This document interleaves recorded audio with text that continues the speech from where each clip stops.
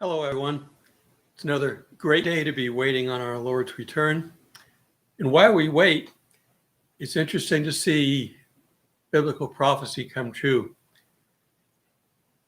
We're looking now at the Middle East.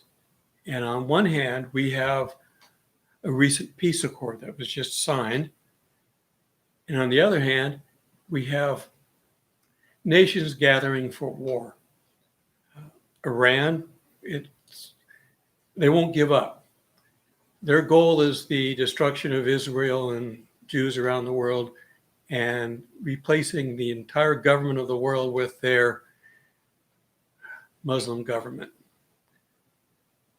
Even the other Arab states that are signing peace agreements with Israel don't want what they're doing, but they're not listening to anybody. They're doing their own thing.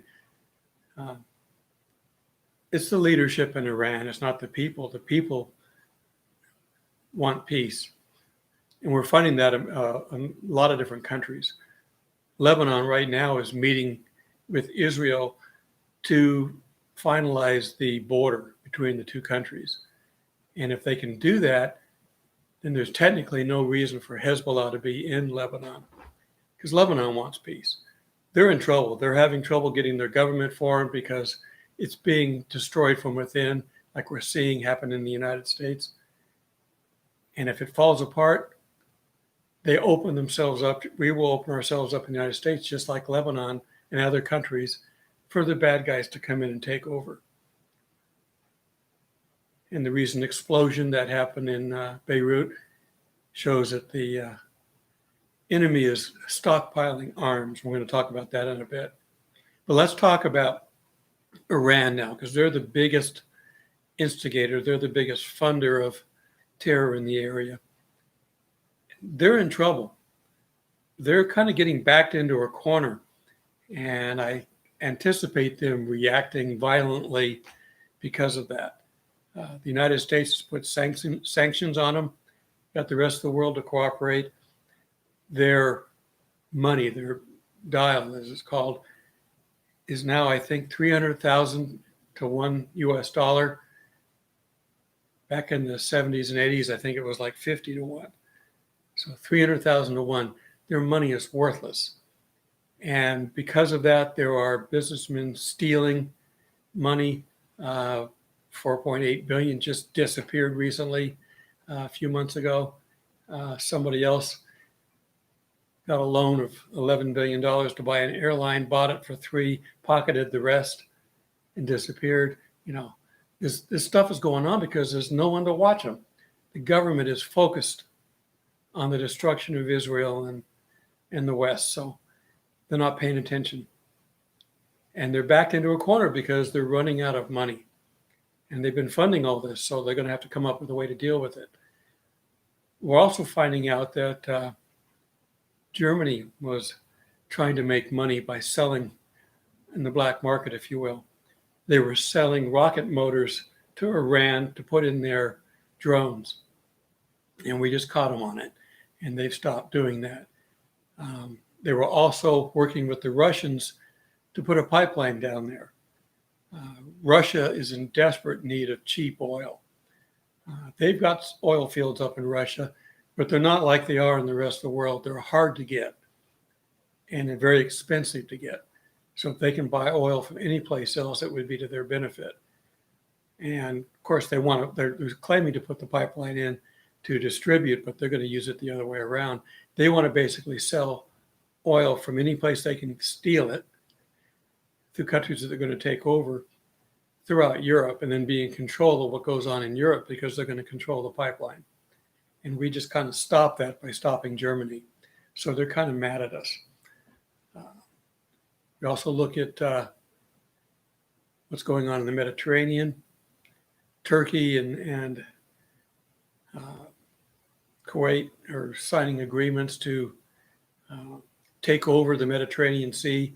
They're claiming that it's their territorial waters, and they're doing an X, and then we got another one from Egypt across. So there's a big battle brewing now on who's going to own the Mediterranean. But I think the first battle is going to be fought in Israel because Syria and Turkey are armed up and ready to go, and Iran wants to get it over with now. They may be looking at us over here in the United States because we have an election coming up. Right now, Trump can't do as much as he could if he were to win. Now, if he loses, they're back in business. They're going to go back to the Obama era appeasement, and they're going to keep building their nuclear weapons until they can destroy the world at their will. So we don't want that. But they're afraid that he's going to win, and so they're trying to take advantage of this sort of almost lame duck thing going on in the United States. I think Trump would respond, but he's got to be very careful that it doesn't hurt his election capabilities. So they might think that's an opportunity. So I'd be keeping an eye on the Middle East. I do have some notes here. Let me see what I've got. Let's see, their currency is dropping. Massive theft. Germany, I've only covered that. The U.S. is pulling troops out of Iraq, and it looks like we might even be pulling our embassy members out. And Iran just launched some rockets into Iraq near the U.S. base and the airport. So they're not happy over there at all with that. And let's see what else we got. Lebanon is really trying to get peace with Israel because they're in desperate need. They're out of gasoline for their cars. Cars are just basically stalled out.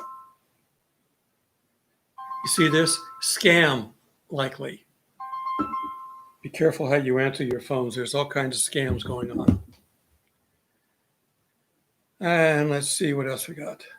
And who's going to supply all this? I don't know about oil, but Israel has found that they have massive natural gas resources, and they're putting their own pipeline in. And it talks in Ezekiel 38, I think it is. I think that talks about the Gog-Magog war. It says, what are you doing coming down here for spoils? That would be something for sure that they would want to come down and get. Natural gas is used for heating and can be used in vehicles. So I can see them coming down here and trying to attack Israel for that. And we just finished up the High Holy Days in Israel. And we're getting ready to start the Feast of Tabernacles. Mouth is dry. Otherwise known as Sukkot, which is basically a small hut made from branches. And it represents the time that Israel spent wandering in the desert when they were released from Egypt. And they kind of do some of the reenactments of that. They have a water ceremony and some other things for that. But then they eventually, with the Feast of Tabernacles, would open it up for the Gentiles to come in because it's a celebration. And that's what's going to be happening starting tomorrow night, evening of the 2nd. And it will last for 7 days. And there's a 8th day tack on the end. So we've got pretty much 8 more days of celebration. And Israel's under lockdown. Now they're under lockdown for COVID, but they're also under lockdown because there might be some threats coming at them. And if they're gathered together in large numbers, that would be a good place to launch missiles. So I think that there's a twofold reason for the lockdown. So keep an eye on the Middle East. We're going to be looking to see if whether or not they can survive long enough to flee into the wilderness. The Antichrist needs peace in the area, or needs war in the area, so he can bring peace. The peace accord that we've got right now is not the final one in Revelations. It's the foundation. Southern countries are going to be at peace, but the northern countries are not until after this war. And they should go back into their holes and hide for a little while, come back out for Armageddon. But for a little while, there'll be peace, or the appearance of it. And if they can get peace with the northern countries as well, Jordan specifically, because they manage the Temple Mount, they can begin building the temple. So we're very close to that. Are we looking for the rapture tonight, tomorrow? Who knows? We are in the season. We can't know the day or the time, as some say. Some say they can. It's not important. Our job is to tell people about Christ, to bring people to the Lord, as many as we can in the times that's left, knowing that after we're caught up, it will be harder. There will still be converts. There will still be Christians coming in after that. But it will be harder. And we have the 144,000 that will be sanctified. So there's still plenty of time for God to work. So remind everybody to keep praying, to stay vigilant, and to be ready, because you don't know what time. Oh, and one more thing with the Feast of Tabernacles. We've always associated the end times as a Jewish wedding. If you've seen the movie like Before the Wrath, at the wedding ceremony, they build a Sukkot, a tabernacle, for the bride and groom to stand under. So, and you see it in modern weddings, and if you see any Israeli weddings, they do the same thing. They build a little bit more elaborate than the original one, but they're there for a reason, for part of the ceremony.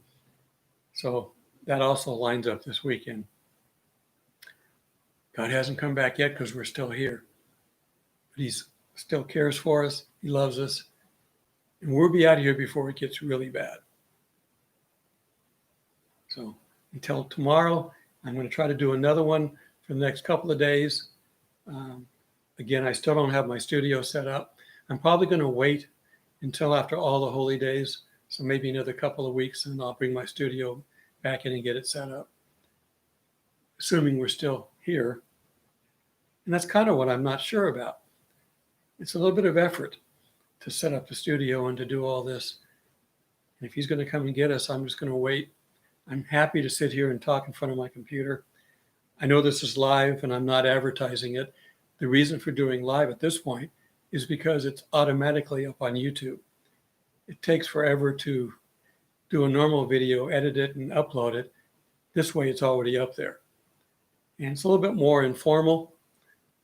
Sometimes I have trouble with my words that I can't edit out. They're there. I'm human, just like everybody else. So until our next video, God bless. Love everybody in the time that we have left. Bye for now.